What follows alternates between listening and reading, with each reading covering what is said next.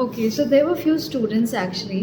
वैसे तो अभी छुट्टियाँ चल रही हैं, समर वेकेशन चल रही है, but there were still few students who were asking me little doubts because अभी 10th का एक चैप्टर खत्म हुआ है, light chapter, and definitely right after the vacations we have exams, तो उसके लिए बच्चे प्रिपरेशन कर रहे होंगे या whatever, so little doubts जो चैप्टर में हमेशा ही रह जाते हैं. This is not the first time, and light chapter is one of the biggest chapters in class 10th, one of the, not the biggest one but one of the biggest chapters and very important ones. उसका weightage भी अच्छा खासा होता है 10th में. तो there are few students who have little doubts, उसको clear कर देती हूँ थोड़ा बहुत.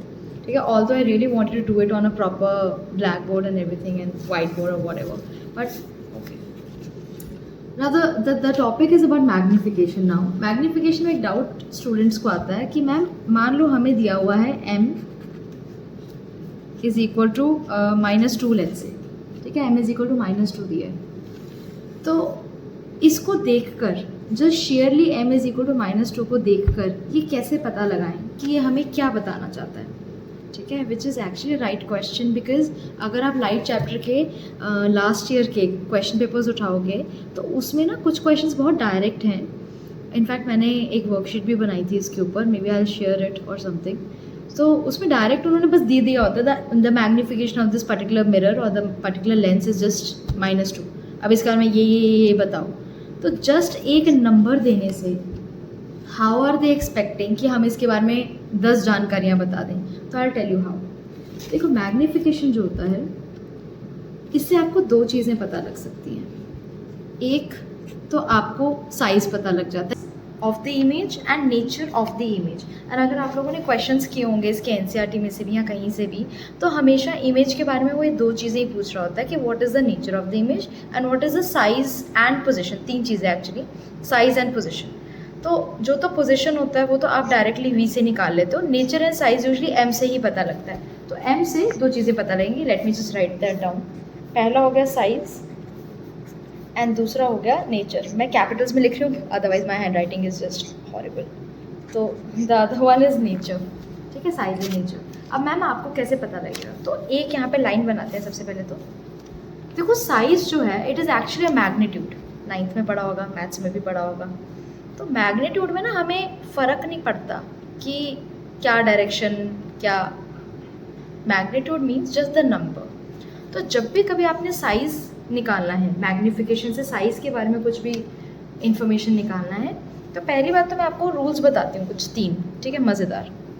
पहला रूल ये आता है कि अगर तो आपका modulus of m is greater than 1. Now modulus क्यों मैम? मॉडुलस हम तब लगाते हैं जब हमने शेयरली मैग्नीट्यूड के बारे में बात करनी हो, जस्ट कि मुझे सिर्फ नंबर जानना है. ठीक है, जैसे -1 कम, अगर आप लोग को याद हो, आप लोगों ने 3rd 4th में मैथ्स में पढ़ा होगा कि -3 का मॉडुलस इज़ 3, -7 का मॉडुलस इज़ 7. सो मॉडुलस जो होता है ये एक ऐसा फंक्शन है मैथ्स में, जो मैथ्स में क्या, वैसे तो फंक्शन है बेसिकली, जिससे आपको हर नंबर पॉजिटिव होके मिल जाता है, क्योंकि हमें लेना देना नहीं होता कि वो पॉजिटिव था या नेगेटिव था. हमें उससे सिर्फ मैग्नीट्यूड पता लग जाता है. तो पहला रूल ये होता है कि if the modulus of m means if the magnitude of m is greater than 1, the size of the image will be enlarged. ये क्या होगा? एनलार्ज्ड. ठीक है, अभी खाली रूल्स समझ लेते हैं एक बार. दूसरा रूल होता है if my modulus of m is less than 1, the size of my image will be diminished या स्मॉल बेसिकली. बट क्योंकि हमने एनसीईआरटीज़ में डिमिनिश्ड पढ़ा है तो व्हाई नॉट. ठीक है, should be diminished. Sorry for my bad handwriting. ठीक है, एंड लास्ट रूल क्या बचा? Obviously equal to 1. तो if the modulus of 1 is equal to 1, it means कि आपका जो साइज़ है इमेज का, it is same as that of the object. I hope it is visible to you. ठीक है, ये 3 रूल हो गए किसके? m के रिलेटेड टू साइज. तो अब ज़रा इस नंबर को देखो, m इज़ इक्वल टू -2. तो मैंने क्या बोला, आपने खाली मॉडुलस पे ध्यान देना है. मॉडुलस मीन्स -2 का मॉडुलस क्या होगा? 2. तो मतलब खाली मैग्नीट्यूड देखो, खाली नंबर देखो कि नंबर कितना लिखा है. 2 लिखा है भाई नंबर. जब नंबर 2 लिखा है तो वो इसमें से कौन सी कैटेगरी में लाई कर रहा है? क्या वो 1 से बड़ा है, क्या वो 1 से छोटा है, या वो 1 के बराबर है? वो 1 से बड़ा है ना. तो अगर आपका नंबर 1 से बड़ा जा रहा है, इट मीन्स आपका जो साइज़ है इमेज का, that is enlarged. Very nice. एक चीज़ पता लग गई आपको, इसको देखते ही पता लग गया the size of the image is enlarged. Very nice. अब पता करते हैं माइनस और प्लस की क्या कहानी है. बहुत सिंपल सी कहानी है। अगर आपका m पॉजिटिव है, positive, so it is a virtual image, virtual. And अगर आपका m नेगेटिव है, माइनस है, so it is a real image. काम खत्म। और आपको ये बात तो पता ही होगी कि वर्चुअल के साथ हमेशा ही क्या आता है, वर्चुअल एंड इरेक्ट, ये वर्ड्स इकट्ठे आते हैं। एंड रियल के साथ हमेशा क्या आता है, रियल एंड इन्वर्टेड। ठीक है, तो इतनी बात समझ आ गई कि आपके पास जब भी मैग्नीट्यूड पूछा है तो आप बेसिकली सिर्फ नंबर देखोगे।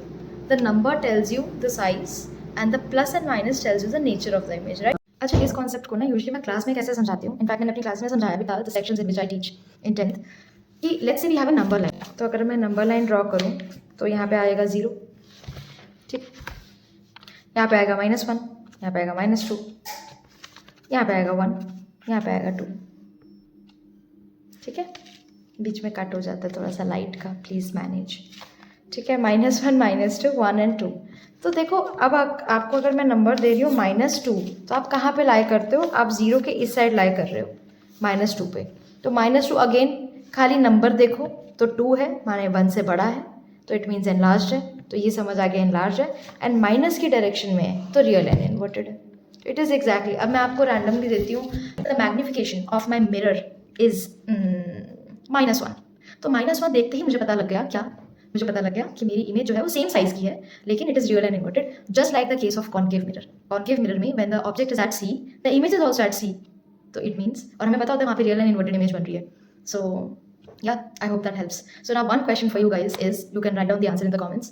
Tell me the magnification of a plane mirror. What is the value of magnification of a plane mirror? And please notes से मत देखना, I know तुम लोग तुरंत नोट से देखकर बता सकते हो, but just take help out of this. Bye.